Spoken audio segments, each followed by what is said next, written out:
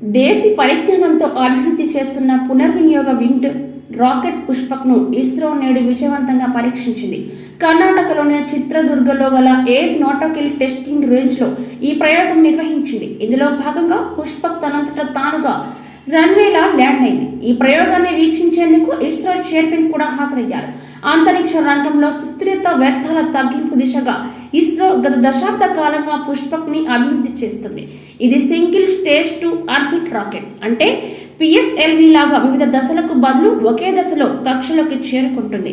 ఇందులో అత్యాధునిక X-33 advanced technology, demonstrator X-34 test bed technology, demonstrator ఆధునీకరించిన DCXA ప్లేట్ డెమాన్స్ట్రేటర్ ఉన్నాయి. పుష్పక్ను విజయవంతంగా ప్రయోగించడం ఇస్రోకు ఇది మూడోసారి. గతేడాది జరిపిన పరీక్షలో ఎయిర్ ఫోర్స్ హెలికాప్టర్ నుంచి వదిలిన పుష్పక్ మానవుల నియంత్రణ లేకుండా తనంతట తానుగా ల్యాండ్ అయింది. దీంతో ఆర్బిటల్ రీఎంట్రీ సామర్థ్యం సముపార్జనలో ఒకడుగు ముందుకు వేసింది. ఇస్రో నిర్మించబోయే అంతరిక్ష స్పేస్ స్టేషన్కు విడిభాగాలు, వ్యోమగాములు తరలింపులో ఈ రాకెట్ కీలకం కానుంది. 100 కోట్ల రూపాయలతో ఇస్రో పుష్పక్ విమాన్ ప్రాజెక్టు చేపట్టింది.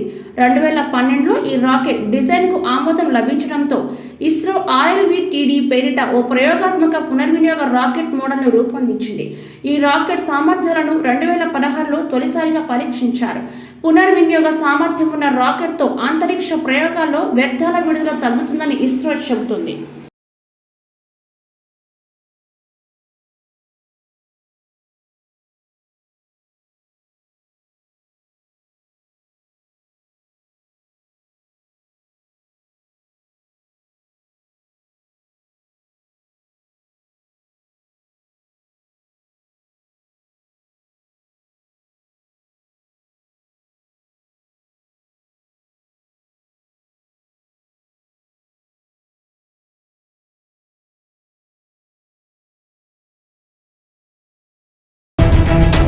సామాన్య ప్రజలకి కొండంత అండగా ధైర్యాన్ని ఇచ్చుంటారు. నిజమైన ప్రజానాయకుడిగా ఉండవలసిన మీరు సామాన్యుడిగానే ఉండిపోయారా? ఒక ప్రజానాయకుడిగా త్వరగా ఎదగాలనుకుంటే S4 టీవీ న్యూస్తో కలిసి నడవండి, కలిసి గెలవండి. ఆసక్తి గలవారు సంప్రదించాల్సిన phone number 9100009277. Email address s4tvnews@gmail.com.